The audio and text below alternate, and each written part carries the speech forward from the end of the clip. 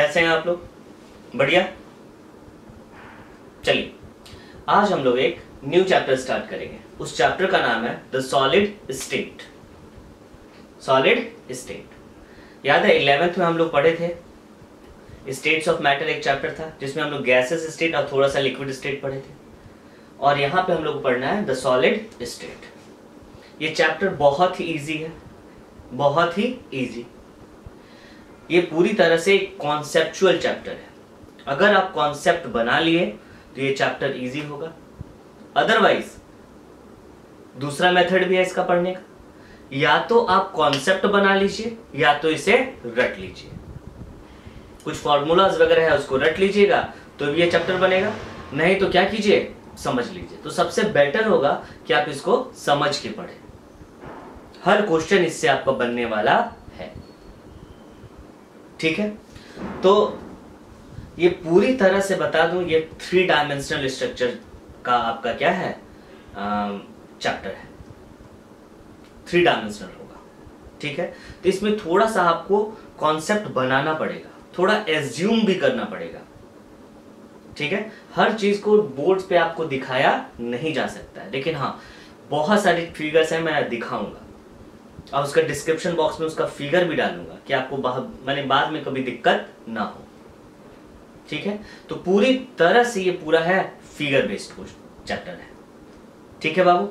तो सबसे पहले मैं बता दूं कि आप लोग कभी भी ये चैप्टर पढ़े तो एक कोई भी चीज 3 डायमेंशन रख लीजिएगा। ऐसा हो, नहीं तो क्यूबिकल हो, डब्बा तो आपके घर में होगा ही होगा, क्यूबिकल हो, कुछ भी हो, रेक्टेंगुलर हो, कैसा भी हो, सिरप का डब्बा आता है, ठीक है, इंक का होगा, बहुत सारा, एक डब्बा जरूर रखिएगा। इससे आपको बहुत ज्यादा आसानी होने वाली है। मैं तो डब्बा नहीं रखूंगा, मैं आपको इस तरह से दिखाऊंगा, पूरा 3 डायमेंशनल स्ट्रक्चर से दिखाऊंगा, ठीक है। तो एज लाइक अगर ये भी जैसे ये है, दोनों तो लगभग सेम ही है। इसके भी कॉर्नर ऊपर में 4 तो इसके भी कॉर्नर ऊपर में 4, इसके भी नीचे में 4 तो नीचे में 4, साइड में 4, सेम उसी तरह से अगर ऐसा रखिएगा तो आपको ये चैप्टर समझने में बहुत ही आसानी होगी, ठीक है।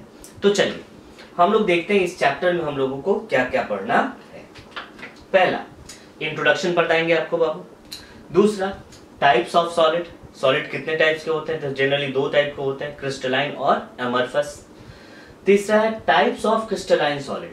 इस आपको चैप्टर में 2 सॉलिड होते हैं, क्रिस्टलाइन और एमरफस, लेकिन मेनली हम लोग को पढ़ना है किसके लिए? क्रिस्टलाइन के लिए, ठीक है। General terms related to crystalline solid आपको बताऊंगा। यूनिट सेल किसके कहते हैं, स्पेस लैटिस किसके कहते हैं, क्रिस्टल लैटिस किसे कहा जाता है, सब बताऊंगा। अगला है types of crystal system. Crystal system कितने होंगे, कितने टाइप से यूनिट सेल बन सकते हैं, ठीक है। क्यूबिक क्रिस्टल सिस्टम, हाँ। तो मेनली इस चैप्टर में हम लोग को क्या पढ़ना है? क्यूबिक के बारे में। क्या चीज? क्यूबिक। जैसे ये स्ट्रक्चर कैसा था बाबू? क्यूबिक। इसलिए हम बोले कि एक 3 डायमेंशनल स्ट्रक्चर अपने पास जरूर रखिएगा तो आपके लिए आसान होगा, ठीक है।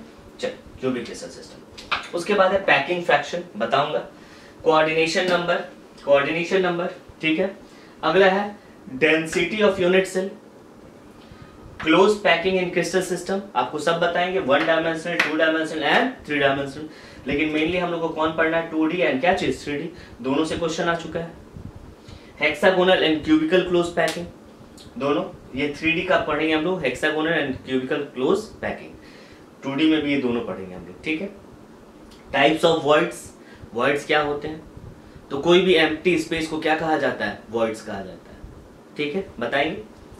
रेडियस रेशियो, ठीक है। Some important ionic compounds, crystal structure, ionic compound का क्रिस्टल स्ट्रक्चर देखेंगे, जैसे हम लोग NaCl का देखेंगे, सब चीज देखा जाता है, ठीक है, देखेंगे मिलेंगे। क्रिस्टल डिफेक्ट्स कितने टाइप के होते हैं, ठीक है। सेमीकंडक्टर, ये आपको फिजिक्स में भी पढ़ना है, लेकिन हाँ जहां तक पॉसिबल होगा हम यहाँ पे पढ़ाऊंगा, ठीक है। मीन्स जितना केमिस्ट्री से रिलेटेड होगा मैं यहाँ पढ़ा दूंगा, रेदर आपको फिजिक्स में आपको सर पढ़ाएंगे बढ़िया से, ठीक है। फिर मैग्नेटिक प्रॉपर्टी में टाइप्स ऑफ मैग्नेटिक सब्सटेंस देखेंगे, कितने तरह के होते हैं। तो ये आपका क्या रहा पूरा सिलेबस द सॉलिड स्टेट का, ठीक है। तो पहले आप इसको नोट डाउन कर लीजिए। चलिए अब हम लोग देखते हैं इंट्रोडक्शन में। इंट्रोडक्शन में सबसे पहले मैं आपको बताऊं, पहले हमको बताइए व्हाट इज मैटर। मैटर किसे कहते हैं, हिंदी में पदार्थ किसे कहते हैं। ठीक है, तो आप लोग 9th 10th में पढ़े हैं, या मैं भी पढ़ा हूं, आपको हमेशा जानते ही आप लोग मैटर किसे कहते हैं। तो anything which occupies space and have mass and presence of which can be felt, जिसकी प्रेजेंस आप केवल फील कर लेते हैं, दैट इज कॉल्ड मैटर। क्या कहते हैं उसको? मैटर। ठीक है बाबू, तो याद रखिएगा, मैं आपको जो भी चैप्टर पढ़ा रहा हूं उसका प्रॉपर नोट्स बन जाना चाहिए। आप नोट्स बनाते चलिए, यहाँ शॉर्ट नोट्स नहीं बनाया जा रहा है, एकदम कंप्लीट नोट्स आपको बनाया जा रहा है। ठीक है, जैसे बोलूं बाबू वैसे पढ़ो। ठीक है, तो सबसे पहले लिखिए इंट्रोडक्शन और लिखिए मैटर, किसे कहते हैं मैटर। ठीक है, तो लिखिए matter, anything which occupies space and have mass and presence of which can be felt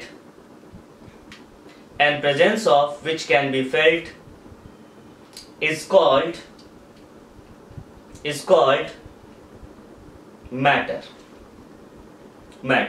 ठीक है बाबू, तो मैटर का हम लोग क्लासिफिकेशन किए हैं 11th में। मैटर क्लासिफिकेशन दो तरह से होता था, एक फिजिकल और दूसरा केमिकल।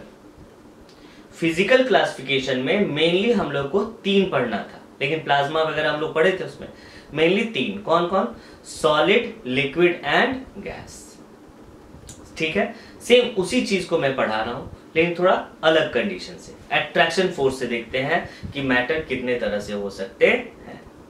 सही है, तो यहां लिखे हैं बाबू कि एनी गिवन मैटर या सब्सटेंस में एग्जिस्ट इन सॉलिड, लिक्विड और गैसियस स्टेट, डिपेंडिंग ऑन, देखिएगा, depending on the magnitude of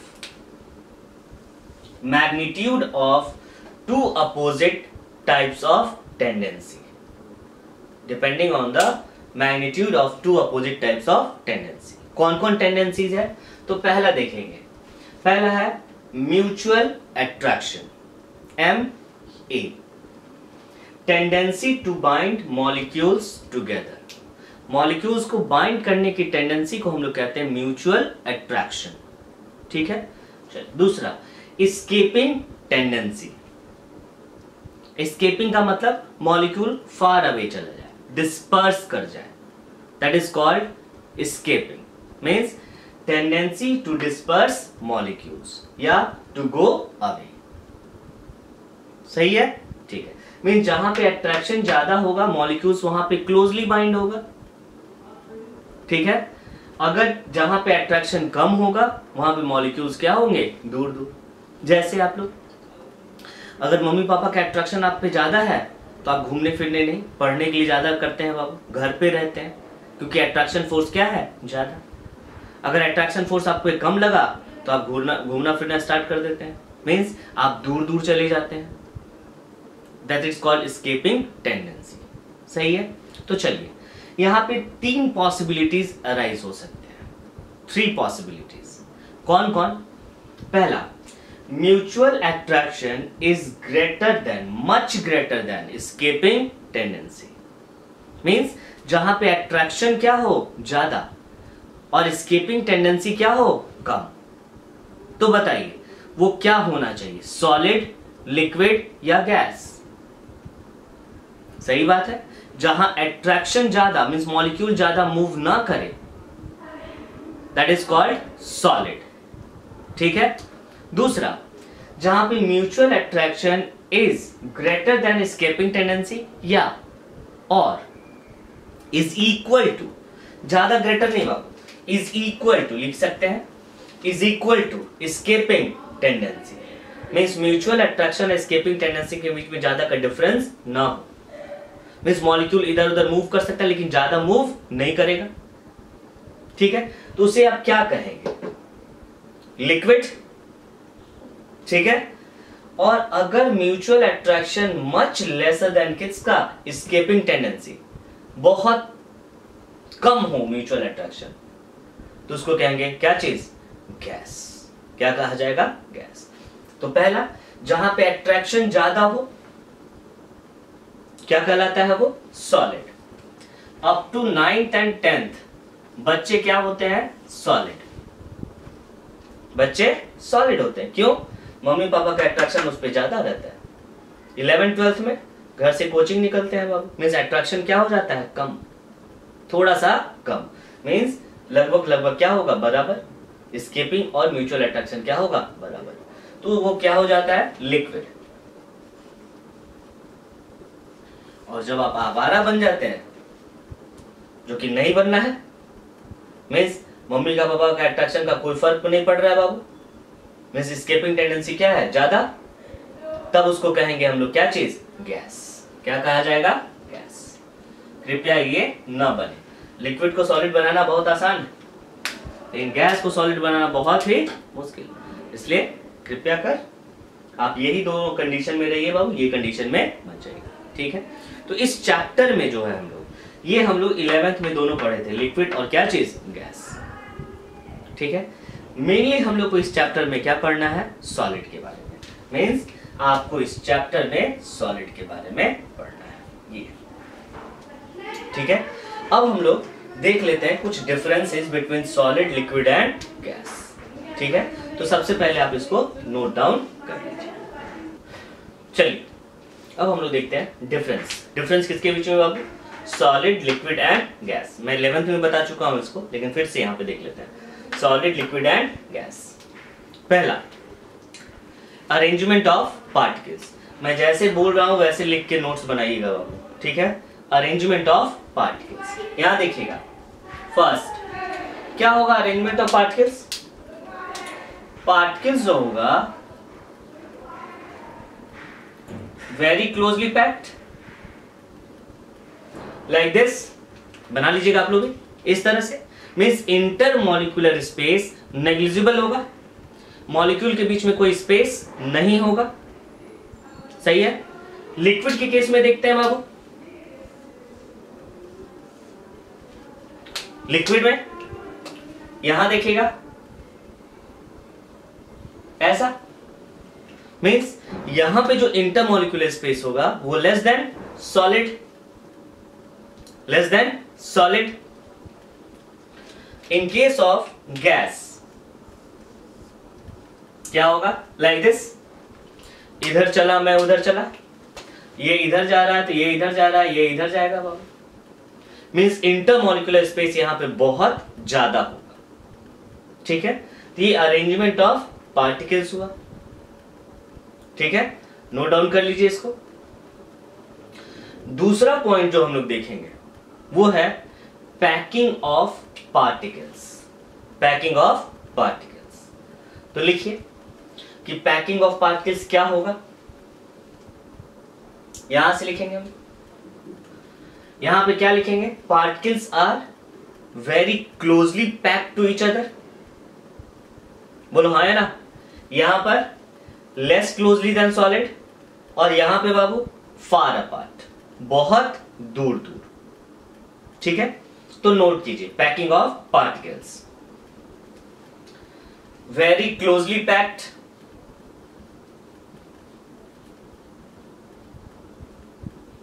very closely packed, यहां पे बाबू लेस क्लोजली पैक्ड, और यहां पर फार अपार्ट का मतलब क्लोजली तो छोड़ी, बहुत दूर दूर, ठीक है। चलिए थर्ड पॉइंट, ये क्या है, म्यूचुअल फोर्स ऑफ अट्रैक्शन, बोलिए अट्रैक्शन यहां पे ज्यादा होगा या कम होगा, बहुत ज्यादा होगा, ठीक है, तभी तो क्लोजली पैक्ड होगा बाबू, ठीक है। यहां क्या होगा, वेरी हाई, यहां पर लेस देन, सॉलिड, और यहां पे क्या बोलेंगे, लेस देन लिक्विड नहीं, नेग्लिजिबल। क्या है ये, नेग्लिजिबल। सही है बाबू। चलिए शेप एंड वॉल्यूम बोलिए, 9-10 से पढ़ते जा रहे हैं। शेप एंड वॉल्यूम, यहां पे क्या होगा, फिक्स्ड शेप, क्या होगा, फिक्स्ड शेप और फिक्स्ड वॉल्यूम,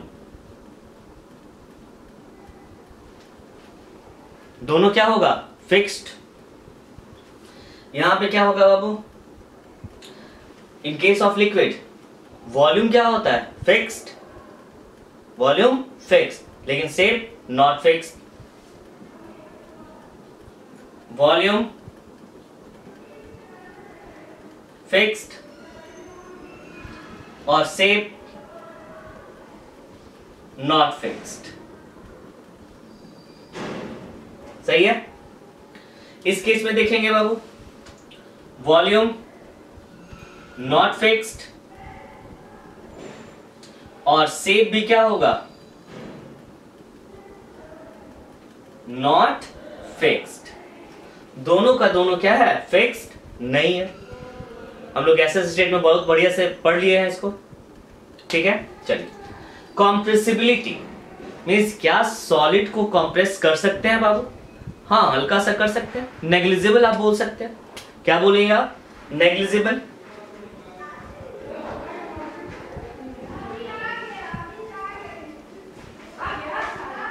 नेग्लिजिबल बोलेंगे। यहां पर बोलेंगे क्या, हायर देन सॉलिड, और यहां पे क्या होगा, मैक्सिमम। क्या बोलेंगे, मैक्सिमम। ठीक है। अगला देखेंगे, रेट ऑफ डिफ्यूजन। डिफ्यूजन का मतलब ही क्या होता है, मूवमेंट ऑफ मॉलिक्यूल्स, एक जगह से दूसरी जगह जाना। तो मैंने ग्राम्स लॉ ऑफ डिफ्यूजन पढ़ाया था बाबू आप लोगों को, कहां पर, गैसेस स्टेट में। वहां मैंने ये बोला था कि हर चीज में, एवरी, चाहे वो सॉलिड हो, लिक्विड हो या गैस में, सब में डिफ्यूजन होता है, किसी में कम, किसी में ज्यादा। लेकिन ग्राम्स लॉ ऑफ डिफ्यूजन हम लोग किसके लिए पढ़े थे, गैस के लिए। क्यों, क्योंकि गैस में जो होता है सबसे ज्यादा डिफ्यूजन होता है, मैक्सिमम, इसलिए वहां पे पढ़े थे। ठीक है। तो rate of diffusion means movement of particles. Solid में क्या होता है लेकिन लेस होता है। रेट ऑफ डिफ्यूजन क्या होगा, वेरी लेस होता है। इसमें क्या होगा, मोर देन सॉलिड, और इसमें मैक्सिमम, डिफ्यूजन सबसे ज्यादा होगा। ठीक है। तो ये 6 पॉइंट हुआ, और कुछ पॉइंट लिखेंगे। चलिए अगला देखेंगे, डेंसिटी। बोलिए आप, 7th डेंसिटी। बोलिए किसका डेंसिटी ज्यादा होगा, तो सॉलिड का वॉल्यूम क्या होगा, कम, डेंसिटी क्या होगा, density is equal to m/v। Volume अगर क्या है, कम, तो डेंसिटी क्या होगा, ज्यादा। एक्सेप्शन है यहां पर, आइस। एक्सेप्शन क्या है, आइस। ठीक है। आइस की डेंसिटी कम होती है लिक्विड से, लेकिन एक्सेप्शन नहीं पढ़ रहे बाबू, हम देखेंगे सॉलिड डेंसिटी क्या होगा, हाई, ज्यादा होता है। लिक्विड में वॉल्यूम क्या होगा, ज्यादा, तो डेंसिटी खुद ब खुद क्या होगा, कम। लेस देन सॉलिड, और इसका मिनिमम, सबसे कम। सही है। चलिए अगला देखते हैं, काइनेटिक एनर्जी ऑफ पार्टिकल्स। लिखिए, काइनेटिक एनर्जी ऑफ पार्टिकल्स। याद है काइनेटिक थ्योरी ऑफ गैसेस पढ़े थे हम लोग। अब काइनेटिक थ्योरी ऑफ गैसेस में क्या पढ़े थे? टेम्परेचर बढ़ाने से मूवमेंट ऑफ पार्टिकल्स क्या होता था? ज्यादा। लेकिन बताइए कहां पे मूवमेंट ज्यादा होगा? जहां पे मॉलिक्यूल्स दूर रहे या नजदीक रहे, जहां पे अट्रैक्शन कम हो या जहां अट्रैक्शन ज्यादा हो? तो जहां अट्रैक्शन कम होगा वहां पे मूवमेंट क्या होगा? कम। बोले थे मम्मी पापा का अगर अट्रैक्शन ज्यादा है तो आपका मूवमेंट क्या होगा? कम। तो काइनेटिक एनर्जी ऑफ पार्टिकल्स कहां होगा? इसमें क्या होगा बाबू? लेस, इसमें मोर देन सॉलिड, और इसमें मैक्सिमम। बोले गैस आवारा होता है, आवारा होगा तो मूवमेंट उसका क्या होगा? ज्यादा। अगला एक और पॉइंट देखते हैं, मोशन। मोशन ऑफ पार्टिकल्स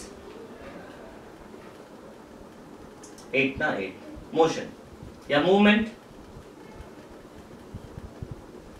बोलिए देखिए सॉलिड में केवल एक ही मोशन होता है, that is vibrational motion. Vibrational या सॉलिड का मॉलिक्यूल एक ही जगह क्या कर सकता है? ऑक्सीलेट कर सकता है। ठीक है, तो इसमें जो मोशन होता है दैट इज वाइब्रेशनल। मूवमेंट एक जगह से दूसरी जगह नहीं जाएगा, अपना स्टेट नहीं चेंज करेगा मॉलिक्यूल, अपना पोजीशन नहीं चेंज करेगा, लेकिन हाँ वाइब्रेट कर सकता है। वाइब्रेशनल। इसमें कैसा मोशन होगा? रैंडम। और इसमें भी क्या होगा? Random motion. रैंडम का मतलब इधर उधर जाना। सही है, चलिए तो ये सब कुछ एग्जांपल्स था किसका? सॉरी प्रॉपर्टीज था किसका? सॉलिड, लिक्विड एंड गैस का। ठीक है, कोई दिक्कत? नोट डाउन कर लीजिए इसको। चलिए अब इस चैप्टर को स्टार्ट किया जाए। अभी तो केवल इंट्रोडक्शन दे रहा था। इस चैप्टर में मेनली आपको क्या चीज के बारे में पढ़ना है? तो सॉलिड मैटर के बारे में, सॉलिड स्टेट के बारे में पढ़ना है। स्टेट 3 थे, सॉलिड, लिक्विड एंड गैस, तो हम लोग को पढ़ना है सॉलिड स्टेट के बारे में। ठीक है, तो पहले सॉलिड स्टेट का डेफिनेशन लिखिए। सिंपल सा बात, वैसा physical chemistry branch of physical जिसमें हम लोग सॉलिड का क्या पढ़ेंगे? प्रॉपर्टीज पढ़ेंगे, है ना बाबू? स्ट्रक्चर पढ़ेंगे, प्रॉपर्टीज पढ़ेंगे, that is called solid state.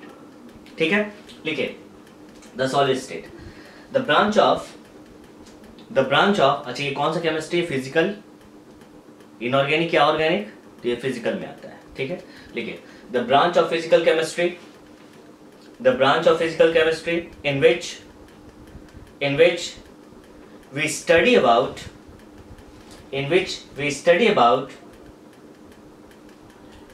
structure and properties of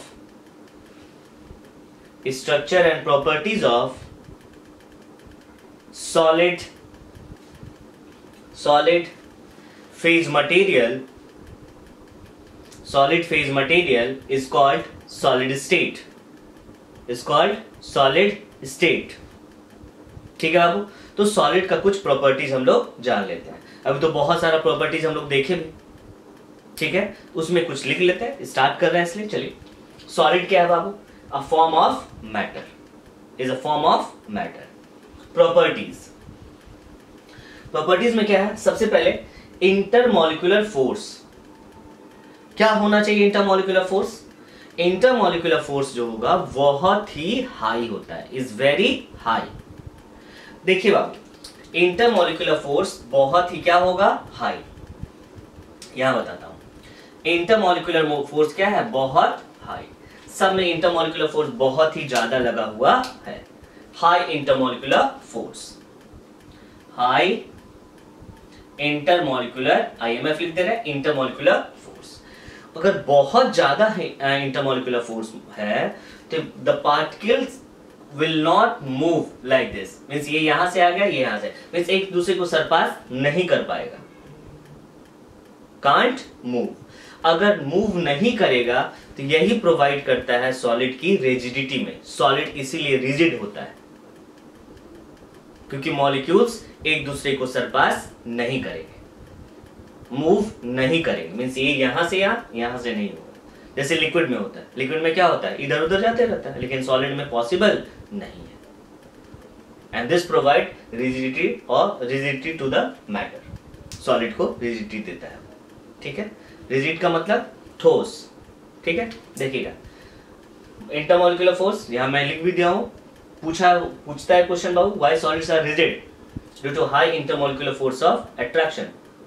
अगर high intermolecular force of attraction है तो molecule can not surpass each other, so it is rigid. ठीक है, very strong due to which molecule can not move pass to each other, एक दूसरे में नहीं move कर सकता है बाबू, विच प्रोवाइड्स रिजिडिटी। सही है, चलिए अगला शेप क्या होगा बाबू।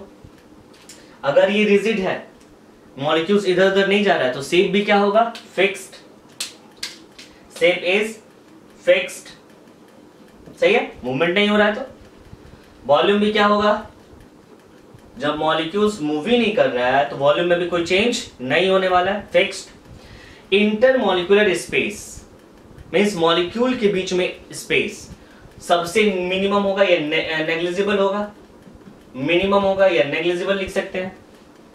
डेंसिटी क्या होता है बाबू, डेंसिटी क्या होगा, हाई। कभी कभी आपको क्वेश्चन में फंसा देगा, लिक्विड माने वाटर और ice means liquid water and ice के बीच में डेंसिटी किसका ज्यादा होगा, तो आप तो सोचेंगे सॉलिड, सॉलिड का डेंसिटी हाई होता है, एक्सेप्शनल हो जाता है। यहाँ पे लिक्विड की डेंसिटी क्या हो जाती है, लिक्विड की डेंसिटी हाई होती है और सॉलिड की डेंसिटी लो, याद रखिएगा इसको। चलिए डिफ्यूजन बाबू, डिफ्यूजन यहाँ पे क्या होगा, होगा तो होगा लेकिन वेरी स्लो होगा, वेरी स्लो मूवमेंट होगा लेकिन बहुत कम होगा। कॉम्प्रेसिबिलिटी वेरी लेस, बहुत ही कम, नेग्लिजिबल बताए थे आप लोगों को।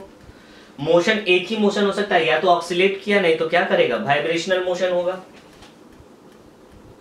वाइब्रेशनल। एक और लिख देते हैं point, kinetic energy of particles क्या होगा बाबू, लेस होगा। क्या होगा, लेस। तो ये रहा आपका सॉलिड, सॉलिड का क्या चीज, प्रॉपर्टीज। अब हम लोग देखते हैं टाइप्स ऑफ सॉलिड। ठीक है, इसको नोट डाउन कर लीजिए। चलिए अब हम लोग देख रहे हैं टाइप्स ऑफ सॉलिड। तो देखो आप, सॉलिड जो होता है मेनली दो तरह के होते हैं, टू टाइप्स के होते हैं। ठीक है, एक होता है अमorphous सॉलिड और दूसरा होता है क्रिस्टलाइन सॉलिड। ये दोनों ही सॉलिड का दो फॉर्म्स हैं, अलग अलग फॉर्म है। ठीक है, एक अमorphous और दूसरा क्रिस्टलाइन। जैसे चौक आप देखें, चौक कैल्शियम कार्बोनेट से बनता है CaCO3, और मार्बल भी देखें घर में जो लगता है वो भी क्या बनता है, कैल्शियम कार्बोनेट से CaCO3। दोनों में डिफरेंस क्या है, चौक को अगर इजीली आप तोड़ देंगे आराम से, मान लेते हैं ये चौक है, चौक को आप इजीली क्या कर सकते हैं, तोड़ सकते हैं। ठीक है, लेकिन वही मार्बल को तोड़ना आसान होता है क्या, नहीं। दोनों बने हुए हैं क्या चीज से बाबू, CaCO3 से, लेकिन एक आराम से टूट जाता है और दूसरा आराम से नहीं टूटेगा। मींस अलग अलग ये क्या हुआ, फॉर्म हो गया। तो चौक जो होता है, चौक दैट इज अमorphous सॉलिड, आराम से टूट जाएगा। ठीक है, और दूसरा होता है क्रिस्टलाइन, मार्बल को आप कह सकते हैं क्रिस्टलाइन सॉलिड। अमorphous में क्या होता है, जो यूनिट से बनता है सॉलिड, कोई भी यूनिट से बनाया जाता है, जैसे अलग अलग यूनिट होते हैं, यूनिट को अपन जोड़ देते हैं तो सॉलिड बनता है, दिखाऊंगा। तो यहाँ पे जो यूनिट होते हैं वो रेगुलर नहीं होता। रेगुलर का मतलब अगर एक क्यूब है तो दूसरा रेक्टेंगुलर हो जाएगा, मीन्स अलग अलग यूनिट होगा। मीन्स रिपीटिंग यूनिट जो होगा वो सेम नहीं होता। क्रिस्टलाइन सॉलिड के केस में रिपीटिंग यूनिट क्या होगा, सेम। एज फॉर एग्जाम्पल जैसे देखते हैं, ये आपका क्या हुआ, दिस इज द क्यूब। अगर ये क्यूब, अगर दूसरा यूनिट भी इसका क्या लग जाए, क्यूब, इधर भी क्या लग जाए, क्यूब, इसका भी क्या हो जाए, क्यूब। मींस जो रिपीटिंग यूनिट होगा अगर वो सेम है, that is called crystalline solid, उसको कहते हैं क्रिस्टलाइन सॉलिड। ठीक है, जैसे ये क्यूब है बाबू, अगर इसी क्यूब को बार बार रिपीट कर दें तो ऐसा बन जाएगा, कुछ ऐसा। This is the crystalline solid. ये क्रिस्टलाइन सॉलिड है, ऐसा हो जाता है ये। ठीक है, आप बोल भी सकते हैं this is the structure of NaCl। NaCl same इसी तरह से होता है, इसी तरह से NaCl होता है। ठीक है, ये NaCl का स्ट्रक्चर है बाबू। ठीक है, अब क्वेश्चन में पूछता है एक Na के अराउंड कितने Cl होंगे और एक Cl के अराउंड कितने Na हो। ठीक है, तो आप बता भी सकते हैं, मैं बाद में बताऊंगा। अभी मान लेते हैं ये बीच वाला क्या है, ये बीच वाला क्या है Na, और ये आपका जो ब्राउन वाला जो दिख रहा है ब्लैकिश टाइप का, वो मान लेते हैं Cl है। तो सोचिए एक आपका ये जो Na है इसके अराउंड कितना Cl है, यहाँ पे एज्यूम करना पड़ेगा। एज्यूम करिएगा बहुत अच्छा लगेगा वो। जैसे ये है, इसके अराउंड कितना Cl, एक ऊपर वाला 1, नीचे वाला 2, इधर 3, इधर 4, इधर 5 और इधर 6। मीन्स एक Na के अराउंड कितना Cl है, 6। सही है, कोई दिक्कत नहीं। अब बोला जाए कि एक Cl के अराउंड कितना Na है, तो देख लेते हैं। यही ना है आपका, एज्यूम कीजिएगा, मजा आएगा। मान लेते हैं ये क्या है, Na है, सॉरी ये Cl है, इसके अराउंड कितना Na है। तो देखिए 1 2 3, इधर भी लगा हुआ होगा इसका, इस साइड में आगे 4, इधर 5, ऊपर 6। तो यहां देखिए, क्या देखिएगा आपको 4 दिखाई दे रहा है, 1 2 3 4, अंदर 5, ये अंदर 5, और आगे क्या रहेगा 6, आगे क्या रहेगा 6। ये छोटा सा क्रिस्टल का एक छोटा सा पार्ट है, क्रिस्टल बहुत लंबा चौड़ा होता है। ठीक है, तो जनरली बोला जाता है कि एक Na के अराउंड कितना Cl होगा, तो एक Na के अराउंड कितना 6 Cl, और एक Cl के अराउंड भी कितना Na होता है, 6 होता है। ठीक है, बाद में इसको पढ़ते हैं। तो हम लोग लिखेंगे टाइप्स ऑफ सॉलिड कितने तरह के होंगे बाबू, 2, एक एमरफस और दूसरा क्रिस्टलाइन। दोनों के बारे में हम लोग पढ़ते हैं। तो सबसे पहले हम लोग किसके बारे में पढ़ेंगे, एमरफस। पहले इसको नोट डाउन कर लीजिए आप। चलिए हम लोग देखते हैं कौन सा, एमरफस सॉलिड। क्या होता है एमरफस सॉलिड और क्या होता है क्रिस्टलाइन सॉलिड। सिंपल सा बात बाबू, एमरफस सॉलिड में क्या होता है, अरेंजमेंट ऑफ पार्टिकल्स जो होगा रेगुलर नहीं होता। जैसे आप घर बनाते हैं ना, घर बनाते हैं तो क्या होता है, ईंट रखते हैं, एक ईंट, उसके बाद सीमेंट, ईंट सीमेंट सीमेंट, बस वहां पे एक रेगुलर अरेंजमेंट है। तो वो क्या हुआ, क्रिस्टलाइन। अपना घर बना रहे तो सही, अच्छा है बात है। हम लोग ईंट देते हैं, बढ़िया वाला ईंट, उसके बाद सीमेंट, फिर ईंट, फिर सीमेंट, फिर ईंट, और उसके बाद क्या चीज, सीमेंट। और ईंट का साइज भी क्या होता है, एकदम ऑलमोस्ट सेम। लेकिन अगर वही कोई दूसरा कोई बोलता है बना दो, तो अगर वो नहीं है सामने तो क्या करते हैं, कैसा भी ईंट होना चाहिए, ईंट लाइए सीमेंट लगाइए, ईंट सीमेंट लगा दे। ईंट का साइज और शेप से मतलब नहीं होता, ऊपर से हम लोग क्या करते हैं, प्लास्टर कर देते हैं। प्लास्टर कर देते हैं, दोनों एक ही जैसा दिखेगा। जहां पे ईंट क्या है, जैसे यहाँ पे देखिए बाबू, यहाँ पे ईंट क्या है, एकदम सेम, ऐसे रखते हैं हम लोग, ईंट क्या है, एकदम सेम टाइप का, कोई दिक्कत नहीं। अगर वही कोई सरकारी काम आ जाता है तो कोई ऐसे कोई ऐसे कोई ऐसे, ईंट इस तरह से दे देते हैं हम लोग।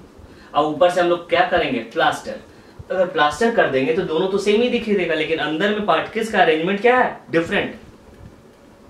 तो जब पार्टिकल का अरेंजमेंट अगर एकदम रेगुलर हो, एक ही जैसा हो, तब उसको कहते हैं क्रिस्टलाइन।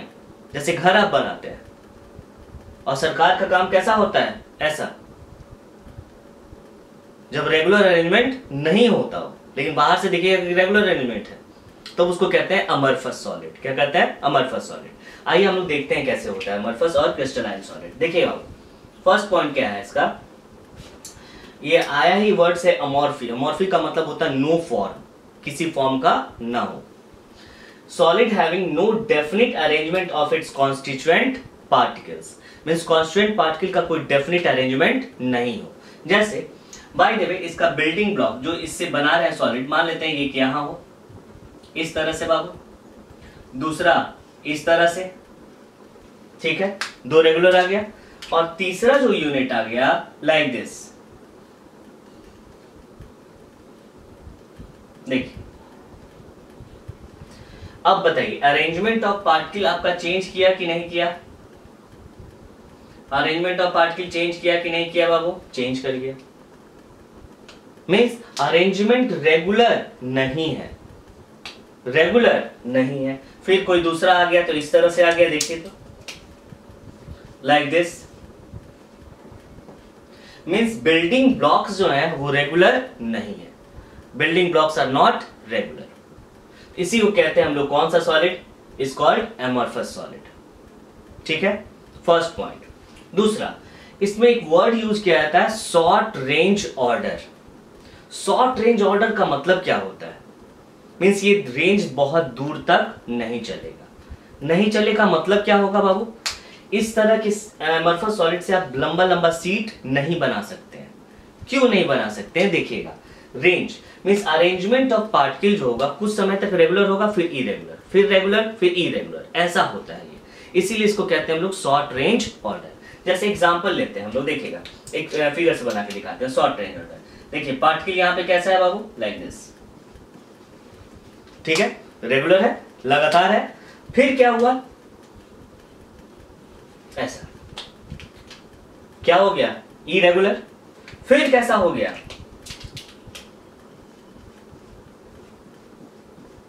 रेगुलर। इसी को कहते हैं हम लोग क्या चीज, short range order. Means range तो है लेकिन रेंज क्या है आपका, शॉर्ट, थोड़ा सा, फिर इरेगुलर, फिर रेगुलर। मींस ये रेगुलर इरेगुलर का पैटर्न हमेशा चलते रहेगा, मींस एक ही ऑर्डर में ये नहीं होता है। इसीलिए कहते हैं इसको क्या चीज, शॉर्ट रेंज ऑर्डर। मींस कुछ ऑर्डर में होगा और कुछ डिसऑर्डर हो जाएगा। सही है, चलिए अब अगला point, obtained by sudden cooling of liquid. Liquid को अगर तुरंत कूल कर दीजिएगा तो कैसा बन जाता है, एमॉर्फस सॉलिड, एमॉर्फस सॉलिड। और लिक्विड को अगर धीरे धीरे कूल करते हैं तो वो क्रिस्टलाइन, उसमें नेचर ज्यादा होगा। खाना को एक ही बार में खा लीजिए, कोई टेस्ट नहीं आएगा बाबू, अगर वही धीरे धीरे खाइएगा तो टेस्ट आता है। मीन्स अगर सडन कोई चीज कीजिएगा तो कैसा होगा, अमरफस कहलाएगा, और धीरे धीरे कूल करते हैं तो बनता है क्रिस्टलाइन सॉलिड। ठीक है, अगला, considered as intermediate between solid and liquid. ये सॉलिड और लिक्विड के बीच में इंटरमीडिएट होता है। क्यों होता है इंटरमीडिएट, देखिए इसका जो नेचर होता है कुछ सॉलिड का भी होता है, कुछ लिक्विड का भी होता है। कैसे बाबू, सॉलिड तो आपको दिखाई देता है, पूरा सॉलिड ही होता है। जैसे ग्लास लेते हैं, क्या चीज, ग्लास, ग्लास क्या है, सॉलिड, लेकिन उसमें लिक्विड का भी प्रॉपर्टी है। कैसे, क्या कीजिए, बहुत पुराने घर में जाइए, बहुत पुराने घर में, अब वहां पे जो खिड़की में शीशा लगा रहता है उसको हिला के देखिएगा तो देखिएगा ऊपर में ढक ढक करता है और नीचे में एकदम फिक्स रहेगा, एकदम फिक्स। इसका मतलब क्या हुआ, ऊपर में पतला, नीचे में क्या चीज, मोटा। ऐसा क्यों हुआ होगा, सोचिए तो, जरूर पार्टिकल्स ऊपर से कहां आया होगा, नीचे। मींस पार्टिकल का क्या हो रहा है, फ्लो, और ये फ्लोइंग नेचर किसके पास होता है, लिक्विड के पास। इसलिए इसको कहते हैं intermediate between solid and liquid. और एक एग्जांपल, बस में ट्रेवल किए होंगे हम, जो कोई पुराना बस होता हो, देखिएगा उसका शीशा इधर उधर नहीं होता। क्यों बोलते, बहुत टाइट हो गया है, टाइट नहीं हो गया, धूप पड़ने के कारण उसका जो फ्लो ऑफ पार्टिकल होगा जल्दी हो गया, फ्लो ऑफ पार्टिकल्स क्या हो गया, नीचे हो गया। नीचे चला गया तो क्या हुआ, नीचे मोटा हो गया, तो उसको सरकेगा, मींस आप उसको नहीं हिला सकते, खींच नहीं सकते हैं, मींस वहां पे भी पार्टिकल क्या हो गया होगा, फ्लो कर गया होगा। ठीक है, इसका मतलब क्या हुआ, सॉलिड तो है लेकिन वहां पे फ्लो ऑफ पार्टिकल भी हो रहा है, इसलिए बोले थे डिफ्यूजन बहुत स्लो होता तो है लेकिन बहुत स्लो। सही है, इसका मतलब फ्लो हो रहा है। अब फ्लोइंग प्रॉपर्टी किसके पास होता है, लिक्विड के पास, इसलिए इसको कहते हैं हम लोग क्या चीज, intermediate between solid and liquid, या is also called pseudo solid भी कहते हैं। ये प्योर ट्रू सॉलिड नहीं होता, is also called supercooled liquid. यही फ्लो करने की प्रॉपर्टी के कारण इसको कहते हैं सुपर कूल्ड लिक्विड। वैसा लिक्विड जो बहुत क्या हो, सुपर कूल्ड का मतलब पूरी तरह से क्या होगा, हार्ड हो, लेकिन फ्लोइंग प्रॉपर्टी हो। ठीक है, इसलिए लिखे हैं यहाँ पे, बहुत इंपॉर्टेंट पॉइंट हो सकता है आ जाए, why amorphous solid are called pseudo solid और supercooled liquid, because of very slow flow of particles at room temperature. Room temperature भी हो सकता है, as like liquid, liquid have flowing property. कोई दिक्कत नहीं, नोट करते चलिएगा। इसलिए इसको कहते हैं सुपर स्यूडो सॉलिड और सुपर कोल्ड लिक्विड। आएगा एग्जामिनेशन में, ये लिखिएगा। इसको क्या कहेंगे बाबू? Not true solid, true solid नहीं है, नॉट ट्रू सॉलिड। ठीक है, अगला पॉइंट देखते हैं, wide range of melting point. Melting point क्या होता है? वाइड रेंज होता है। वाइड रेंज का मतलब क्या हुआ? जैसे एग्जांपल लेते हैं हम लोग ग्लास, देखिएगा आप, ग्लास, ग्लास को क्या किए? हीट दिए। क्या दिए? हीट। वो क्या हो जाएगा? ग्लास एक ही बार मेल्ट नहीं करता है, वो क्या हो जाएगा? सॉफ्ट। फिर हीट करेंगे तब क्या हो जाएगा? मेल्ट करेगा। क्या किया? मेल्ट। इसका मतलब इसका मेल्टिंग पॉइंट क्या है? वाइड रेंज का है। मींस नॉर्मली ये जल्दी मेल्ट नहीं करेगा। कैसे करेगा? पहले हीट दीजिएगा तो सॉफ्ट और उसके बाद मेल्ट। लेकिन आयरन के साथ ऐसा नहीं है। आयरन एक बार सॉलिड है, सॉलिड है, सॉलिड है, एक ऐसा पर्टिकुलर टेम्परेचर आएगा, जैसे ही वो टेम्परेचर अटेन करेगा तुरंत वो क्या होगा? लिक्विड। आयरन सॉफ्ट नहीं होता। ठीक है, अगला पॉइंट, कूलिंग कर्व इज क्या चीज? स्मूथ। इधर मिटा रहे हैं। कूलिंग कर्व क्या होता है? स्मूथ। कूलिंग कर्व का मतलब आप देखिएगा, यहां देखिए क्या होता है। इसका कूलिंग कर्व यहां बना लीजिएगा आप लोग, यहां पे बना लीजिए। कूलिंग कर्व क्या होता है इसका? ऐसा देखिएगा, टेम्परेचर और किसके बीच में? टाइम। देखिएगा टाइम कम है बाबू तो टेम्परेचर क्या है? हाई। हाई टेम्परेचर पे ये क्या होगा? हाई टेम्परेचर पे क्या होगा? लिक्विड।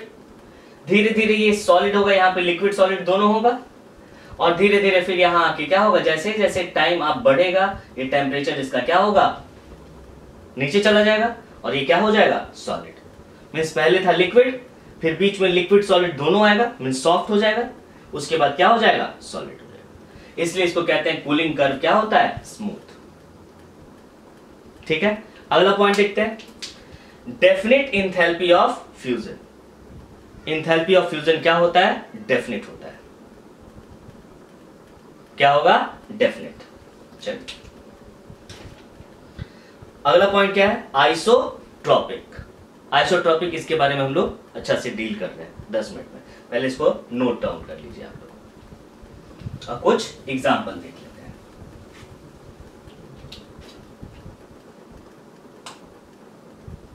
नहीं, यहां पे लिखिएगा not definite enthalpy of fusion. Means enthalpy of fusion एक पर्टिकुलर पॉइंट पे जाके फ्यूज नहीं कर रहा है, मींस लिक्विड में चेंज नहीं कर रहा है, वो धीरे धीरे चेंज कर रहा है। इसलिए क्या लिखेंगे बाबू? Not definite enthalpy of fusion.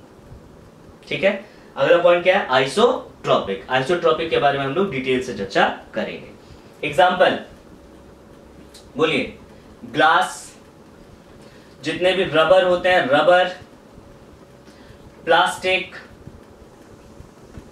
Amorphous, silica, ये सब जितना भी एग्जांपल है बाबू सब किसका है? अमरफस सॉलिड का। ठीक है, वेरी इंपॉर्टेंट पॉइंट, नोट कर लीजिए इसको। चलिए अब हम लोग जाते हैं कहां पर? Crystalline solid. क्रिस्टलाइन सॉलिड किसे कहते हैं? क्रिस्टलाइन सॉलिड उसको कहेंगे बाबू जिसका डेफिनेट अरेंजमेंट ऑफ पार्टिकल्स हो। पार्टिकल्स का अरेंजमेंट हमेशा क्या हो? डेफिनेट हो। Means constant particle definite pattern में अरेंज्ड हो, that is called crystalline solid. Means amorphous का जस्ट क्या चीज? अपोजिट। अमरफस में क्या था? डेफिनेट पैटर्न ऑफ अरेंजमेंट नहीं था, यहां पे डेफिनेट पैटर्न ऑफ अरेंजमेंट होगा। सही है, यहां देखिएगा बाबू, मींस पहला solid having definite pattern of arrangement of its constituent particles, means definite pattern में होगा। बाय द वे देखिए यहां पर इस तरह से, इस तरह से, इस तरह से, लाइक दिस, इस तरह से, मींस एक रेगुलर अरेंजमेंट ऑफ क्या है? पार्टिकल्स। मींस आपका जो यूनिट होगा, ये यूनिट एक ही यूनिट बार बार क्या कर रहा है बाबू? रिपीट कर रहा है। एक ही यूनिट बार बार क्या कर रहा है? रिपीट कर रहा है। तो इस तरह के अरेंजमेंट को कहते हैं हम लोग क्या चीज? इस तरह का अरेंजमेंट जहां होगा that is called crystalline solid. Simple सा बात बताइए, अब ये लॉन्ग रेंज ऑर्डर होगा या शॉर्ट रेंज ऑर्डर? एक ही टाइप का यूनिट है, यूनिट सेल बार बार रिपीट हो रहा है, बार बार चला जाएगा बाबू। तो ऑर्डर इसका क्या हुआ, लॉन्ग या शॉर्ट, लॉन्ग। और उसका क्या था, शॉर्ट रेंज ऑफ ऑर्डर। तो यहां पे क्या लिखेंगे, लॉन्ग रेंज ऑफ ऑर्डर। आपको शीशे की बहुत बड़ी बड़ी सीट नहीं दिखेगी, लेकिन अगर आप बोलेंगे आयरन का सीट, तो आयरन का सीट बहुत लंबा लंबा मिल जाएगा आपको। क्यों, क्योंकि वहां पे ऑर्डर क्या होता है, बड़ा। ऑर्डर अगर बड़ा हुआ बाबू, लॉन्ग रेंज ऑर्डर है, तो ज्यादा क्या होता है, हार्ड भी होगा, ड्यूरेबल होता है। ठीक है, चलिए अगला क्या है, obtained by slow and control cooling of liquid. Means अगर सडन कूल नहीं करते हैं, तो अगर धीरे धीरे कूल करते हैं तो क्रिस्टलाइन सॉलिड बनने के चांसेस ज्यादा होता है। ठीक है, ऐसे क्वेश्चन भी पूछ सकता है, एक लिक्विड दे दिया, एक का सडन कूलिंग और एक का क्या होगा, controlled cooling, slow and control cooling. तो कौन एमरफस है, कौन क्रिस्टलाइन, तो एमरफस वही बनेगा जो सडन कूलिंग हो रहा है, जो अचानक सडन कूलिंग कीजिएगा तो एमरफस, स्लो एंड कंट्रोल कीजिएगा तो क्या होगा, क्रिस्टलाइन। इस तरह के सॉलिड को क्या कहते हैं हम लोग, this is called true solid. है भी ट्रू सॉलिड, सही है। अगला sharp melting point. Melting point इसका क्या होता है, शार्प। शार्प मेल्टिंग पॉइंट का मतलब क्या होगा, इसके नीचे लिख लीजिएगा। शार्प मेल्टिंग पॉइंट का मतलब क्या होता है, देखिए बाबू, आयरन, सिंपल सा बात सोचिएगा, आयरन, आयरन को अगर आप हीट करते हैं, आयरन को क्या किए, हीट, एक ही बार वो क्या था, सॉलिड, और तुरंत मेल्ट करके क्या हो जाएगा, लिक्विड। मींस उसका एक सर्टेन मेल्टिंग पॉइंट होता है। मींस वो पहले कूल नहीं हो, मींस पहले सॉफ्ट नहीं होगा, वो डायरेक्ट सॉलिड से क्या बन जाएगा, लिक्विड। इसलिए उसको कहते हैं क्या चीज, शार्प मेल्टिंग पॉइंट, या उसको क्या भी सकते हैं, definite enthalpy of fusion. Means एक डेफिनिट टेम्परेचर पे क्या हो जाएगा, फ्यूज कर जाएगा। मींस एक स्टेट से क्या होगा, दूसरे स्टेट में चेंज करेगा। ठीक है, अगला, cooling curve is not smooth. Cooling curve इसका स्मूथ नहीं होता है। देखिएगा कूलिंग कर्व इसका कैसा होता है, देखिएगा बाबू, ये टेम्परेचर हुआ और ये क्या हुआ, टाइम। कूलिंग कर्व कैसा होगा, देखिएगा कुछ इस तरह से होता है इसका। इसका मतलब जब टेम्परेचर हाई था, मींस टाइम के साथ ये धीरे धीरे क्या होता है, कूल होता है। मींस जैसे जैसे टाइम बढ़ाएगा ये क्या होगा, कूल हो जाएगा। मींस जब टेम्परेचर हाई था, इस टेम्परेचर पे, टेम्परेचर क्या है, हाई, तो यहां पे क्या होगा, लिक्विड। धीरे धीरे उसका और टाइम बढ़ाते गए तो क्या हो गया, कूल स्टार्ट हुआ वो, फिर भी यहां तक क्या रहेगा, ये लिक्विड। इस पॉइंट पर आकर, एट दिस पॉइंट, यहां पे टेम्परेचर रिमेन्स क्या चीज, कांस्टेंट, और इस टेम्परेचर पे आकर ये सडनली क्या हो जाएगा, क्या चीज में चेंज हो जाएगा, सॉलिड में। क्या चीज में, सॉलिड में। सेम अगर उल्टा करके देखें, टेम्परेचर क्या कर रहे हैं बाबू, टाइम क्या कर रहे हैं, घटाते जा रहे हैं, घटाते जा रहे हैं। टेम्परेचर धीरे धीरे क्या हो रहा है, बढ़ रहा है, बढ़ रहा है, बढ़ रहा है। इस टेम्परेचर पे आया तो इस टेम्परेचर पे तुरंत ये क्या हो गया, लिक्विड में क्या होगा, चेंज। इसको कह सकते हैं आप melting point. This is the melting point. ये कौन सा पॉइंट है बाबू, this is the melting point. इसीलिए बोले थे कैसा मेल्टिंग पॉइंट होता है, शार्प। मींस एक यहां पे देखिए, यहां तक ये क्या था, सॉलिड, लेकिन थोड़ा सा आगे टेम्परेचर बढ़ा तो ये क्या चीज में चेंज हो गया, लिक्विड में। इसका कूलिंग कर्व स्मूथ नहीं हुआ, पहले लिक्विड, टाइम और बढ़ा है तो धीरे धीरे कूल होगा स्टार्ट। ये कौन सा कर्व है, कूलिंग कर्व। धीरे धीरे टाइम बढ़ा है तो क्या होगा, कूल होते जाएगा, कूल होते जाएगा, लेकिन एक सर्टेन टेम्परेचर पे ये डायरेक्ट क्या चीज में चेंज हो जाएगा, सॉलिड में। क्या चीज में, सॉलिड। ठीक है, इसलिए बोला जाता है cooling curve is not smooth. ये कैसा होगा, एनाइसोट्रोपिक। एनाइसोट्रोपिक क्या होता है मैं बताता हूं। एनाइसोट्रोपिक क्या होगा बताते हैं, ठीक है। एनाइसोट्रोपिक एग्जांपल लिख लीजिए बाबू। जितने भी आयनिक सॉलिड कंपाउंड्स होते हैं, जनरली आयनिक कंपाउंड्स या मेटल्स वगैरह, ऑल आर क्या चीज, क्रिस्टलाइन सॉलिड। जैसे copper, silver, gold, NaCl, CaCl2, ये सब जितने भी होंगे सब का सब क्या है, आर क्रिस्टलाइन सॉलिड। ठीक है, नोट कर लीजिए इसको। चलिए अब जो हम लोग टॉपिक देखने जा रहे हैं that is isotropic and anisotropic. ठीक है, आइसोट्रोपिक एनाइसोट्रोपिक क्या होता है मैं बताता हूं, थोड़ा सा रुकिए। पहली बात देखते हैं फिजिकल प्रॉपर्टीज। फिजिकल प्रॉपर्टीज किसको कहते हैं बाबू? फिजिकल प्रॉपर्टी डिपेंड किस पे करता है, छोड़िए करिए, फिजिकल प्रॉपर्टी डिपेंड किस पे करता है? तो फिजिकल, सिंपल सा बात, फिजिकल स्टेट क्या चीज पे डिपेंड करता है? जैसे solid, liquid and gas are the physical state, क्या चीज पे डिपेंड करता है? अरेंजमेंट ऑफ पार्टिकल्स पे। तो सिंपल सा बात, फिजिकल प्रॉपर्टीज भी क्या चीज पे डिपेंड करेगा? Arrangement of particles. अगर अरेंजमेंट ऑफ पार्टिकल सेम है तो फिजिकल प्रॉपर्टी क्या होगा? सेम। अगर अरेंजमेंट ऑफ पार्टिकल डिफरेंट है तो फिजिकल प्रॉपर्टीज भी क्या होगा? डिफरेंट होगा। ठीक है, तो चलिए देखते हैं हम लोग। जैसे फिजिकल प्रॉपर्टीज में हम लोग कुछ याद रखना है, याद रखिएगा, ये हम आता है कभी कभी इलेक्ट्रिकल रेसिस्टेंस सॉलिड के केस में, electrical resistance, refractive index, thermal conductivity वगैरह। ठीक है, चलिए। अच्छा, इलेक्ट्रिकल रेसिस्टेंस, रेसिस्टेंस कहां पे ज्यादा होगा? जहां पे पार्टिकल्स ज्यादा हो या जहां पे पार्टिकल कम हो? रेसिस्टेंस कौन पैदा करेगा? जहां पे पार्टिकल्स क्या होगा? ज्यादा हो। अगर ज्यादा पार्टिकल्स है तो रेसिस्टेंस ज्यादा, अगर कम है तो कम। सिंपल सा बात, वेलोसिटी ऑफ लाइट बताइए, वेलोसिटी ऑफ लाइट जो होगा कहां पे ट्रेवल ज्यादा करेगा? वैक्यूम में या वाटर में? वैक्यूम में स्पीड क्या होगा? ज्यादा होगा। वाटर में क्या होगा? कम, क्योंकि वाटर का मॉलिक्यूल आ गया, वो उसको रेसिस्टेंट करेगा, मींस क्या करेगा? रोकेगा। हाँ या ना? वेलोसिटी क्या हो जाएगी? कम। सिंपल सा बात, सोचिएगा। जैसे ये इलेक्ट्रिकल रेसिस्टेंस है, ठीक है, अगर हम एमरफस सॉलिड में जाते हैं, एमरफस सॉलिड में, चलिए देखते हैं हम लोग, जाते हैं। देखिए आप, यहां से हम लोग गए इस डायरेक्शन से, बताइए अरेंजमेंट ऑफ पार्टिकल कैसा है? डेफिनेट तो नहीं है। एमरफस सॉलिड में अरेंजमेंट ऑफ पार्टिकल्स क्या है? डेफिनेट नहीं है। लेकिन क्या हो रहा है, पहले ये पार्टिकल मिला, फिर ये मिला, ये मिला, ये मिला, ये मिला, मींस लगातार इसको पार्टिकल्स मिलते ही जा रहे हैं, लगातार इसको पार्टिकल्स क्या हो रहा है? मिलते जा रहे हैं। मींस इधर से भी जाएगा तो बोलिए, लगातार इसको पार्टिकल्स क्या हो रहा है? मिल रहा है। मींस चाहे इधर से जाए चाहे इधर से जाए, दोनों तरफ से किधर से भी जाए रेसिस्टेंस सेम ही लगभग रहे, अप्रॉक्स सेम रहेगा, क्योंकि नंबर ऑफ पार्टिकल सब में क्या मिल रहा है आपको? सेम ही मिल रहा है। हाँ या ना? बिल्कुल। तो फिजिकल प्रॉपर्टी क्या चीज पे डिपेंड करता है? अरेंजमेंट ऑफ पार्टिकल्स पे। ठीक है, इधर से लगभग सेम अरेंजमेंट मिल रहा है, इधर से भी लगभग क्या मिल रहा है? Same arrangement. तो फिजिकल प्रॉपर्टी क्या होगा? दोनों साइड में क्या होगा? सेम ही होगा। हाँ या ना?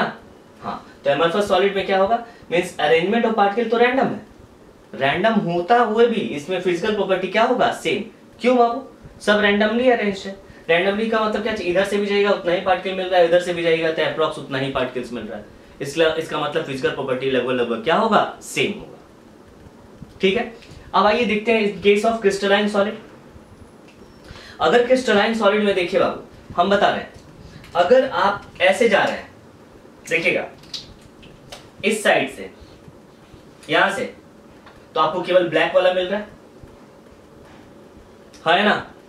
अगर आप इस साइड से जा रहे हैं तो केवल क्या मिल रहा है? ब्लू मिल रहा है। मींस अरेंजमेंट ऑफ पार्टिकल्स क्या हो गया? चेंज। चलिए, उधर से भी नहीं समझ में आ रहा है तो ऐसे देखते हैं हम लोग। देखिए, अगर हम लोग का डायरेक्शन ऐसा रहा, इधर से जा रहे हैं, ठीक है, तो एक ब्लैक एक ब्लू, एक ब्लैक एक ब्लू, एक ब्लैक और ब्लू मिल रहा है ना? अरेंजमेंट ऑफ पार्टिकल ऐसा है। अब अगर हम ऐसे जा रहे हैं तो इस साइड से क्या हो रहा है? बोलिएगा, ब्लू ब्लैक, फिर सॉरी ब्लैक ब्लू, फिर ब्लैक, या इधर से भी ब्लू ब्लैक ब्लू ब्लैक। इसका मतलब अरेंजमेंट ऑफ पार्टिकल क्या हो गया? चेंज। यहां पे केवल क्या मिल रहा था? या इधर ब्लैक, नहीं तो पूरा का पूरा क्या चीज? ब्लू। यहां पे क्या मिल रहा है? ब्लैक ब्लू ब्लैक फिर blue. Means arrangement of particle इस डायरेक्शन में और इस डायरेक्शन में क्या है? चेंज है। अगर अरेंजमेंट ऑफ पार्टिकल्स का अगर चेंज है तो फिजिकल प्रॉपर्टी भी क्या होगा? चेंज करेगा। Means in both the direction,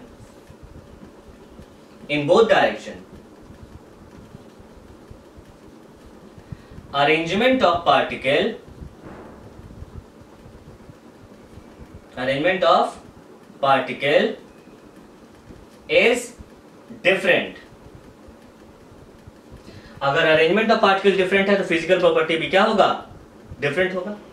इसमें in both direction arrangement of particle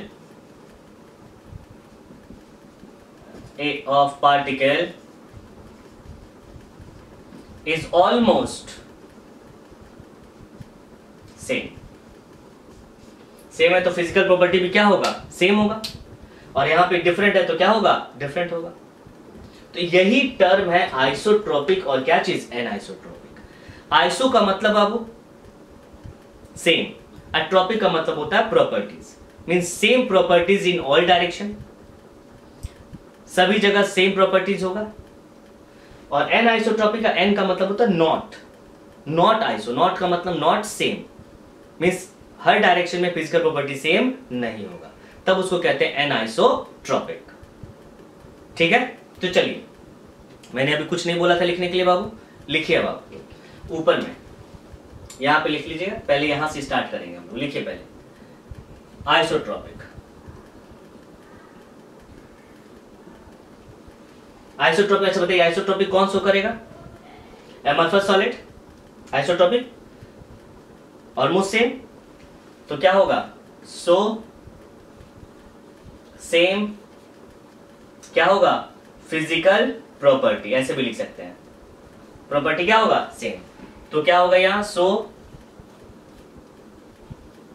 different physical property. ठीक है, तो एन आइसोट्रोपिक आइसोट्रोपिक वही होता है, लिखिए आइसोट्रोपिक, लिखिए physical property identical in all direction, identical in all direction is called isotropic। अगला पॉइंट लिखेंगे इसे बाबू, कौन सा होता है, तो लिखेंगे amorphous solids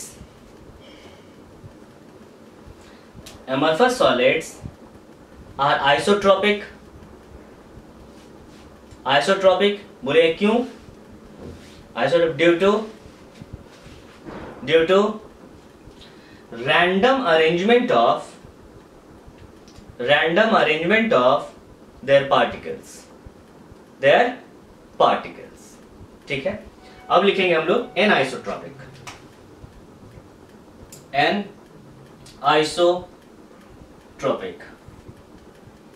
देखिएगा physical properties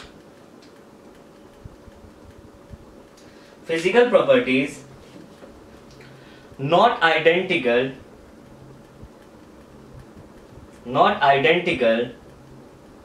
in the all direction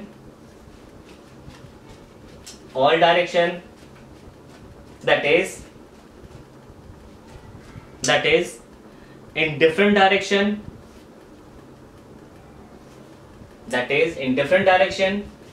physical properties will be different। अगला पॉइंट लिखेंगे आप, कौन शो करता है, क्रिस्टलाइन सॉलिड, लिखिएगा क्रिस्टलाइन सॉलिड्स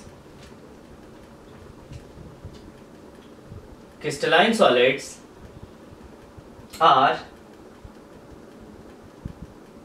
नहीं लिखे, crystalline solid shows anisotropic nature, anisotropic nature. क्यों बाबू, अलग अलग डायरेक्शन में क्या है इसका अरेंजमेंट ऑफ पार्टिकल्स अलग अलग है, because in different direction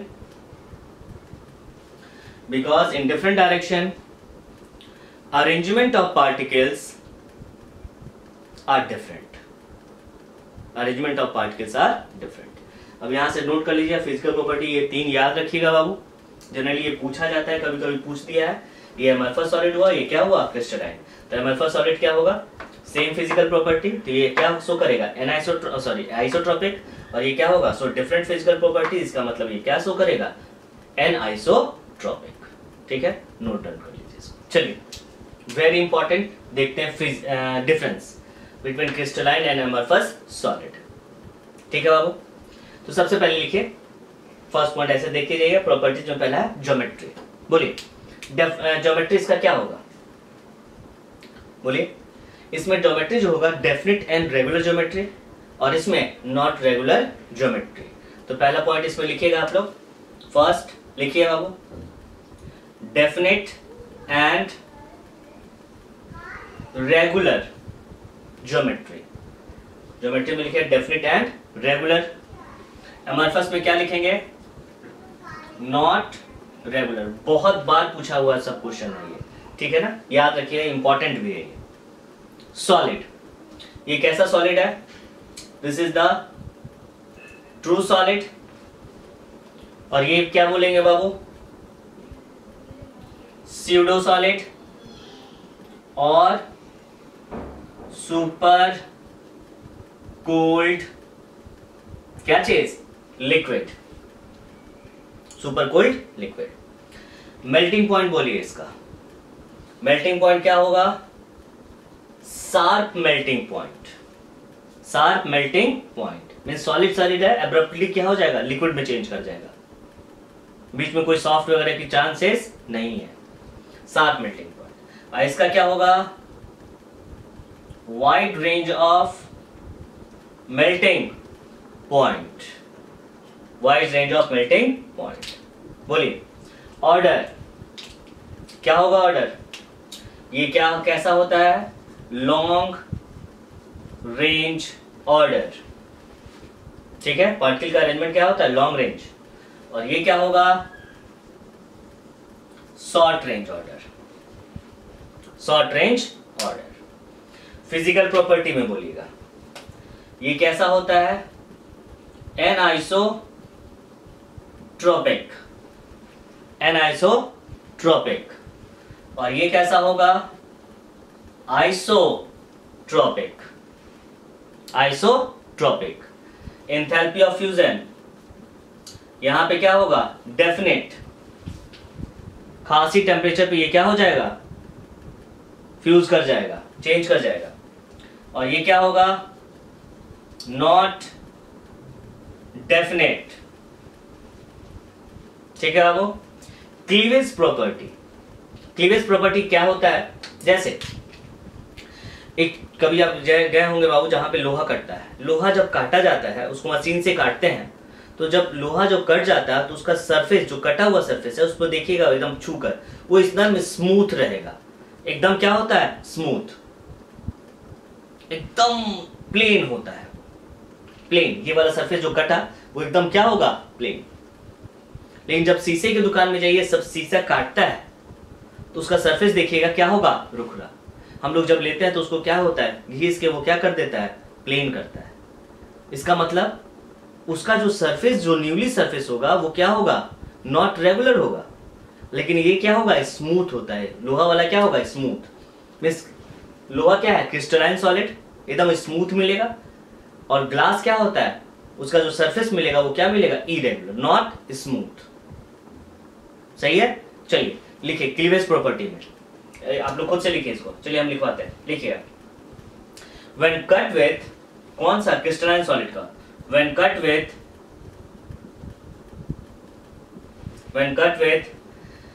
sharp edge tool, sharp का मतलब एकदम तीखा, sharp edge tool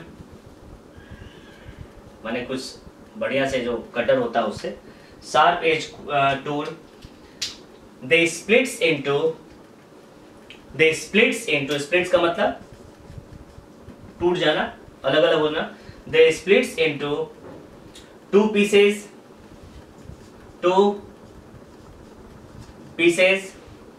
and newly generated का मतलब क्या है, पहले ऐसे था, अब उसको तोड़ दिया, अब तो ये जनरेट हुआ, ये वाला। then the newly generated surface are smooth and plane, इसमें क्या लिखिएगा, सेम वही ऊपर वाला सब चीज वही रहेगा। क्या लिखेंगे लास्ट में, when cut with sharp edge tool they split into two pieces and the newly generated surface are not plain and smooth. Plain और स्मूथ नहीं होगा, प्लेन एंड स्मूथ नहीं होता है। ठीक है बाबू, और पॉइंट बढ़ाना चाहते हैं आराम से बढ़ा सकते हैं। लिखिए क्या होगा, और क्या लिख सकते हैं बताइए तो। एक और लिख सकते हैं कूलिंग कर्व 8th में। कूलिंग कर्व क्या होगा, नॉट स्मूथ, और इसका क्या होगा स्मूथ। तो ये these are the properties of क्या चीज बाबू, क्रिस्टलाइन एंड एमरफस सॉलिड। ठीक है, चलिए नोट डाउन इसको कर लीजिए। अब एक छोटा सा टॉपिक बचा हुआ है, मैं बता देता हूँ उसको, नोट कर लीजिए। चलिए लास्ट देख रहे हैं, इसमें हम लोग एक छोटा सा टॉपिक आता है, कभी कभी पूछ देता है आइसोमॉर्फस। आइसोमॉर्फस किसको कहते हैं बाबू, आइसो का मतलब क्या होता है,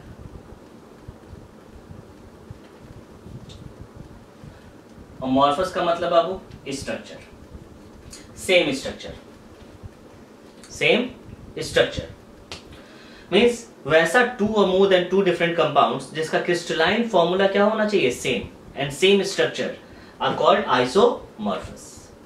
देखिएगा, two different compound having same crystalline formula, almost same crystalline formula होगा, ठीक है, एंड सेम एंड सेम या क्या चीज, structure and structure are called isomorphous। जैसे ZnSO4 7H2O, FeSO4 7H2O।